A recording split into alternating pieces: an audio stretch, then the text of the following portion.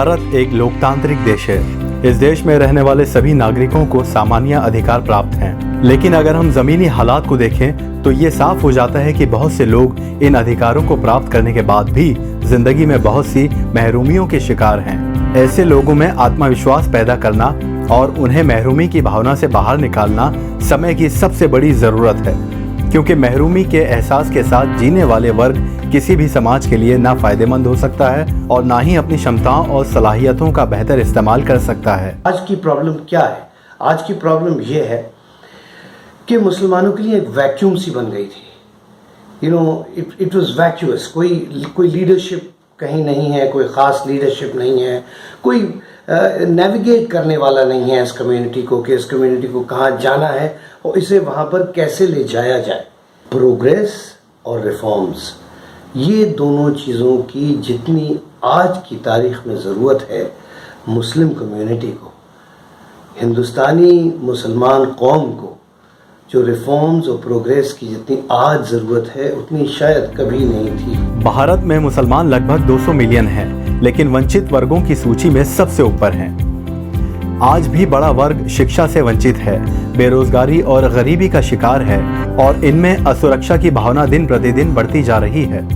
पिछले कुछ वर्षों में जिस तरह से मीडिया के एक बड़े वर्ग द्वारा मुसलमानों के खिलाफ नफरत फैलाई गई है और मुसलमानों का कैरेक्टर असैसिनेशन किया गया है, इस वजह से पूरा समाज ज़हनी कर्ब में मुब्तला है। हिंदुस्तान के लिए बहुत ज़रूरी है कि मुस्लिम और दूसरे कम्युनिटी जो इंडिया में रहते हैं ये पीसफुली रहें, प्यार के साथ रहें, कोऑपरेशन के साथ रहें और जो हमें दिक्कतों का सामना आने वाले कल से शुरू है, जैसे कि कोविड है और हमारा चाइना के साथ मसले हैं और लोगों के साथ और मुल्कों के साथ मसले हैं, उसको दूर करने के लिए इकोनॉमिक चैलेंजेस और एक्सटर्नल चैलेंजेस को फेस करने के लिए बहुत ज़रूरी होता है कि इंडिया में कम से कम जो हम इंटर कम्युनिटीज़ की जो रिलेशनशिप है, हमारी सोसाइटी में जो रिलेशनशिप्स हैं ये अच्छी रहें और इनमें कोई नाइत्तेफाकी ना हो। जहाँ तक मुस्लिम युवाओं का सवाल है, वे ऐसी संस्थाओं की तलाश में हैं जो उनकी उम्मीदों और ख्वाबों को हकीकत में बदलने के लिए उनकी मदद कर सके, जबकि मुस्लिम एक ऐसी संस्था की नींव रखना चाहते हैं जो बेहतर रहनुमाई के साथ साथ उनकी इमेज को बेहतर बनाए और सरकार से समय समय पर उनकी जायज़ मांगों को लेकर चर्चा करे और मनवाएं। मुस्लिम समुदाय की इन चिंताओं और समस्याओं के मद्देनज़र मुस्लिम दानिश्वरों ने अमली कदम उठाने का फैसला किया और 10 अप्रैल 2020 को Indian Muslims for progress and reforms IMPAR के नाम से एक संस्था की नींव रखी गई। विद इन द कम्युनिटी जो कमियां हैं उनको कैसे खुद आप अपने आप रियलाइज करें और उसको आप अंदर से उसका भी सुधार करें। तो सिर्फ मसलों को हल नहीं करना है, उनको भी करना है, लेकिन साथ साथ आपके अंदर जो मसले हैं, कम्युनिटी के अंदर जो कमियां हैं, अपने अंदर झांक कर अपने अंदर की कमियों को भी दूर करना है। और उसमें सबसे बड़ी और एक बहुत अहम जो कमी की वजह है वो है women education, girl child education, उनका नौकरियों में कम आना, जो पढ़ते हैं वो भी नौकरियों में नहीं आते हैं। तो उस पर भी फोकस करें और मुझे लगता है एम्पार इस पर बहुत ध्यान दे रही है और इस पर ध्यान देगी। एम्पार का अहम मकसद भारतीय मुसलमानों में बेहतर क़यादत की सलाहियत पैदा करना है ताकि वो फ्यूचर के चैलेंजेस का मुकाबला कर सकें। इस संस्था से अब तक 1000 से अधिक प्रमुख मुस्लिम शख्सियात, जिनमें MPs, IAS और IPS officers, industry CEOs, business leaders and top professionals शामिल हैं। हमारा इमेज एंड परसेप्शन बिल्डिंग का काम है कि जो मुसलमानों की जो इमेज और जो उनका परसेप्शन है वो जिस तरीके से प्रोजेक्टेड है वो बहुत ख़राब तरीके से उसको दिखाया जा रहा है। तो हमारा एक मेजर प्रोग्राम है कि हम उसको इमेज बिल्डिंग के लिए जो भी जिस तरह से भी मीडिया एंगेजमेंट करके, लोगों के साथ एंगेज करके, इंस्टीट्यूशंस के साथ एंगेज करके उसको इम्प्रूव करें। दैट इज़ वन की एरिया जहाँ पर हम लोग काम कर रहे हैं। दूसरा हमारा रिफॉर्म्स का एरिया है। बहुत सारी हमारे यहाँ इस तरह की जो है प्रैक्टिसेस हैं और बहुत सारी जगह पर रिफॉर्म्स की ज़रूरत है। तो सोशल रिफॉर्म्स हमारा एक मेजर प्रोग्राम है। उस पर हमने छोटा छोटा काम अभी करना शुरू किया, but that is a larger area, उसको अच्छे से प्लान करके उस पर काम करने की ज़रूरत है। तीसरा एरिया है एम्पावरमेंट का। एम्पावरमेंट में ऑलरेडी हम लोग बहुत सारे प्रोग्राम्स हमने प्लान किए हैं जो कि जॉब से रिलेटेड हैं, जो कि एड्रेस करते हैं मार्केट्स को और जो एड्रेस करते हैं एंटरप्रेन्योरशिप को।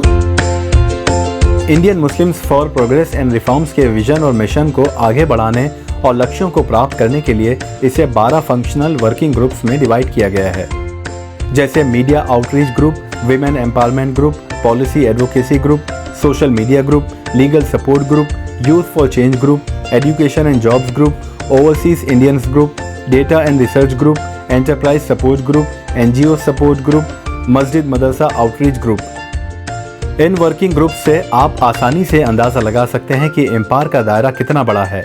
हम लोगों के पास कोई एक ऐसा प्लेटफॉर्म इदारा नहीं था जिसपे लोग आके कलेक्टिवली अपनी एक प्रोग्रेसिव वॉइस को एक्सप्रेस करते।